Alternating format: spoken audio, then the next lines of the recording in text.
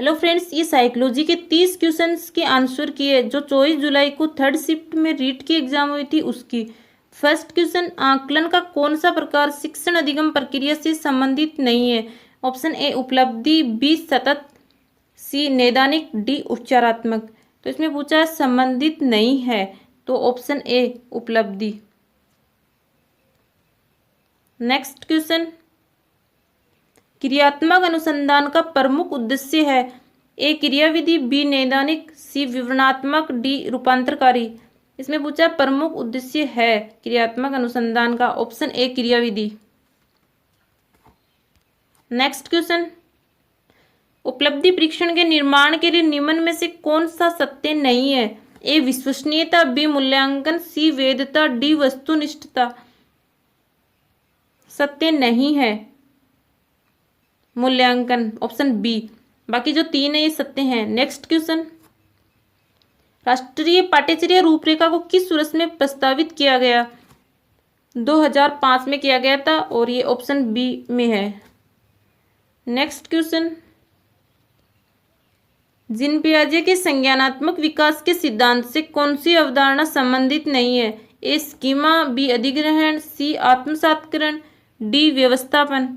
तो इसमें पूछा है संबंधित नहीं है, ऑप्शन बी अधिग्रहण। बाकी जो तीन हैं ये वो हैं उस संबंधित। नेक्स्ट क्वेश्चन, जीन्स का जोड़ा जो विशेष गुणसूत्र पर एक विशिष्ट स्थान अधिग्रहित करता है तथा समान गुणों को नियंत्रित करता है कहा जाता है? कार्योटाइप, RNA, allele, autosomes. Option D autosomes. Next question, Sigmund Freud द्वारा प्रतिपादित मनोलैंगिक विकास की अवस्था निम्न में से कौन सी नहीं है? ए फेलिक अवस्था, एनल अवस्था, इडिप्स कॉम्प्लेक्स अवस्था, लेटेंसी अवस्था। ऑप्शन सी इडिप्स कॉम्प्लेक्स अवस्था। नेक्स्ट क्वेश्चन, बाल विकास में वातावरण की भूमिका के द्वारा सबसे सही रूप में प्रतिबिंबित होती है? ए स्वभावगत प्रवृत्तियां, बी व्यक्तित्व की प्रकृति, सी प्राथमिक प्रतिक्रिया के तरीके, डी आदत निर्माण। ऑप्शन डी आदत निर्माण। नेक्स्ट क्वेश्चन, विकास के नियम के रूप में कौन सा कथन सत्य नहीं है? ऑप्शन ए विकास के लिए प्रत्येक अवस्था समान रूप से महत्वपूर्ण है, बी विकास परिपक्वता सीखने का परिणाम है, सी विकास में व्यक्तिगत विभिन्नताएं होती हैं, डी विकास एक प्रारूप पूर्वानुमेय होते हैं। तो इसमें पूछा सत्य नहीं है, तो जो ये फर्स्ट ऑप्शन दे रखा यही हो गया, विकास के लिए प्रत्येक अवस्था समान रूप से महत्वपूर्ण है। नेक्स्ट क्वेश्चन, नैतिक विकास का सिद्धांत किसके द्वारा प्रतिपादित किया गया था? A Robert J Havighurst, Lawrence Kohlberg, Elizabeth Hurlock, Lev Vygotsky. Option B Lawrence Kohlberg. Next question, व्यवसाय चयन में व्यक्तिक विभिन्नताओं को निम्न द्वारा समझाया जाता है? संज्ञानात्मक योग्यताओं में अंतर, स्वभावगत प्रवृत्तियां, सांस्कृतिक पृष्ठभूमि में अंतर, अभिक्षमता में अंतर। तो ऑप्शन डी अभिक्षमता में अंतर। नेक्स्ट क्वेश्चन, निम्न में से कौन सा बुद्धि का निष्पत्ति परीक्षण है? भाटिया बैटरी। तो ये ऑप्शन बी में दे रखा है, ऑप्शन बी। नेक्स्ट क्वेश्चन, व्यक्तिगत विभिन्नताओं की प्रकृति के लिए निम्न में से कौन सी अवधारणा सत्य नहीं है? ए सामान्य संभाव्यता, बी अधिगम समानता, सी विचलनशीलता, डी शील गुणों का अंतर संबंध। तो इसमें अवधारणा सत्य नहीं है, ऑप्शन बी अधिगम समानता। नेक्स्ट क्वेश्चन, व्यक्तित्व का शील गुण सिद्धांत किसने प्रतिपादित नहीं किया है? पॉल कोस्टा व Robert McCrae, B Raymond Cattell, C Hans Eysenck, D Gordon Allport. तो इसमें हो गया C Hans Eysenck.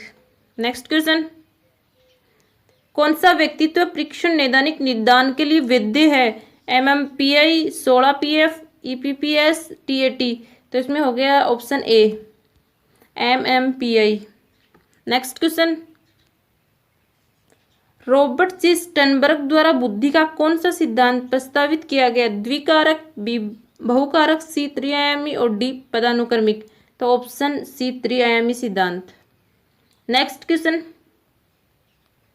Jeffy Guilford के अनुसार सृजनात्मक बालकों की विशेषता कौन सी नहीं है?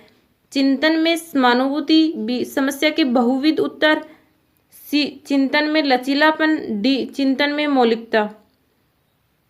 ऑप्शन ए चिंतन में समानुभूति। नेक्स्ट क्वेश्चन, ट्राइसोमी किसको कहा जाता है? Option A Klinefelter syndrome, B sickle cell disease, C Turner syndrome, D Down syndrome. तो option D Down syndrome. Next question, प्रतिभाशाली बालकों की शिक्षा के लिए कौन सा उपाय प्रासंगिक नहीं है?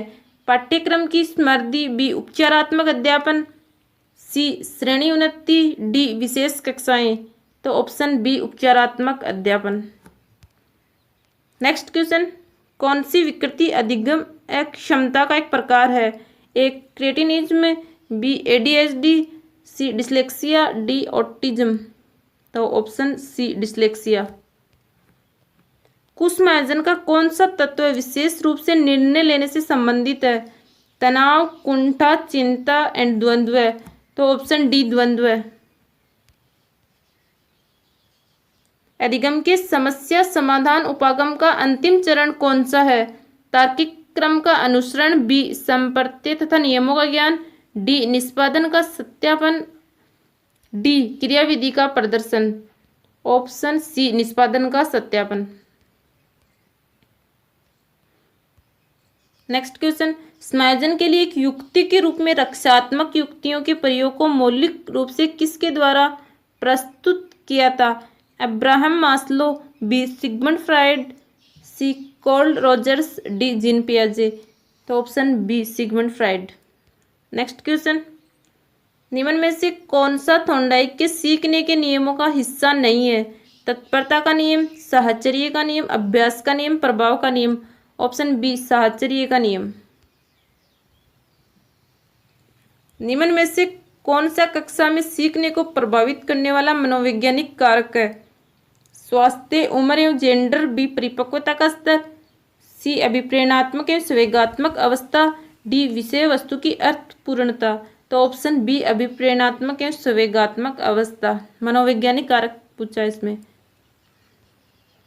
नेक्स्ट क्वेश्चन, अधिगम का अंतर्दृष्टि सिद्धांत किसके द्वारा प्रतिपादित किया गया था?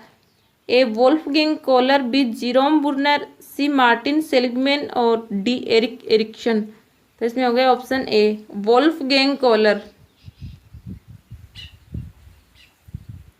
अभिप्रेरणात्मक चक्र के 3 महत्वपूर्ण घटक कौन से हैं? ए अधिगम, पुरस्कार, संतुष्टि, बी आवश्यकता, अंतर्नोह तथा प्रोत्साहन। यही हो गया आवश्यकता, अंतर्नोह तथा प्रोत्साहन। ये ऑप्शन बी करेक्ट आंसर हो गया इसमें। निम्न में से कौन सा बाह्य अभिप्रेरणा का उदाहरण है? उपलब्धि की आवश्यकता, चिंता, आकांक्षा स्तर और डी पुरस्कार। बाह्य अभिप्रेरणा का उदाहरण पुरस्कार। नेक्स्ट क्वेश्चन, निम्न में से कौन सा शिक्षण के स्तरों के आधार पर शिक्षण का प्रकार नहीं है? बोध स्तर, प्रदर्शन स्तर, स्मृति स्तर, चिंतन स्तर।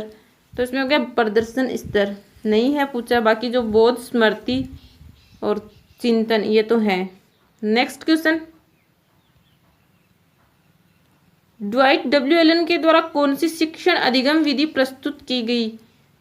सूक्ष्म शिक्षण, यही हो गया micro teaching. Dwight W Allen के द्वारा यही शिक्षण विधि प्रस्तुत की गई थी।